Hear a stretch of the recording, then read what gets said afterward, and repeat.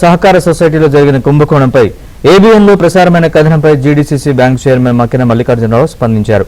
గత వైసీపీ ప్రభుత్వంలో సొసైటీలో జరిగిన అక్రమాలపై విచారణ జరుగుతోందని, ఇప్పటికే కొందరిని గుర్తించామని చెప్పారు. త్వరలోనే విచారణ చేసి చర్యలు తీసుకుంటామంటున్న బ్యాంకు చైర్మన్ మక్కినతో మా ప్రతినిధి సాంబశివరావు ఫేస్ టు ఫేస్. నేను చార్జ్ తీసుకుని 3 నెలలు అయింది. ఈ 3 నెలల కాలం నుంచి కూడా అన్ని అవగాహన చేసుకుంటూ ఎంక్వైరీ కూడా పూర్తి స్థాయిలో జరిగేదానికి చర్యలు తీసుకుంటా ఉన్నాం.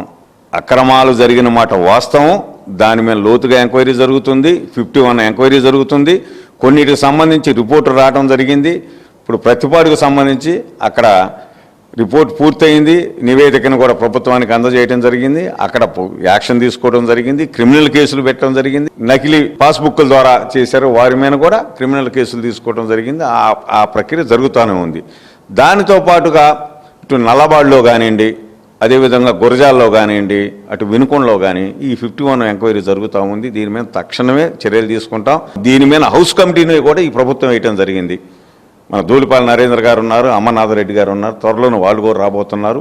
ఇక్కడ ఉద్యోగులతో పాటు వారి వెనకున్నటువంటి గత ప్రభుత్వంలో జరిగినటువంటి పెద్దలు ఎవరైతే ఉన్నారో, ఎంత పెద్దవారు ఉన్నా ఎంత గొప్పవారు ఉన్నా తప్పనిసరిగా చర్యలు తీసుకుంటాం. వారి మీద క్రిమినల్ కేసులు పెడతాం. సరే, ఎక్కువగా గత వైసీపీ ప్రభుత్వంలో మీ వినుకొండ నియోజకవర్గంలోనే నకిలీ పాస్ పుస్తకాలు ఎక్కువగా తయారయ్యాయి అని కొన్ని వాస్తవాలు కూడా వెలుగులోకి వచ్చినాయి. ఎందుకు ఆ వినుకొండ నియోజకవర్గంలో ఈ పార్టీ జరిగినట్టు? కొంతమంది నకిలీ పాస్బుక్లు తయారు చేయించి వాటిని ఇతర ప్రాంతాలు కూడా తీసుకురావడం జరిగింది. అక్కడ కూడా కొంతమందికి లోన్లు ఇప్పించే ప్రక్రియ చేపట్టారని ఎంక్వైరీలో తేలుతూ ఉంది. ఇప్పుడు 51 ఎంక్వైరీ జరుగుతూ ఉంది. అది బ్రహ్మనాయుడు గారు ఉన్నాయి, లేకపోతే ఇంకొకరు ఉన్నాయి, ఎవరన్నా బయటికి లాగుతాం.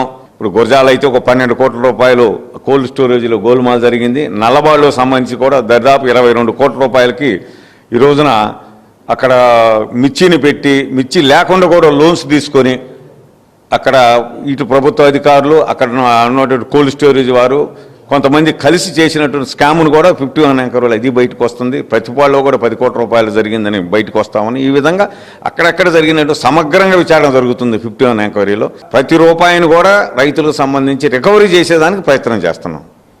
ఇది మొత్తానికి గత వైసీపీ ప్రభుత్వంలో జరిగిన అక్రమాలపై పూర్తి స్థాయిలో విచారణ జరుగుతుంది. త్వరలోనే వాటన్నింటిపై కూడా ఒక నివేదిక ఇయటానికి కూడా అధికారులకు సిద్ధంగా ఉన్నారంటూ కూడా చైర్మన్ మక్కిన మల్లికార్జునరావు చెప్తారు. అయితే రైతుల సొమ్మును తిరిగి తాము స్వాధీనం చేసుకొని సహకార వ్యవస్థని బలోపేతం చేస్తామంటూ కూడా చైర్మన్ మక్కిన మల్లికార్జునరావు అయితే చెప్తున్న పరిస్థితి.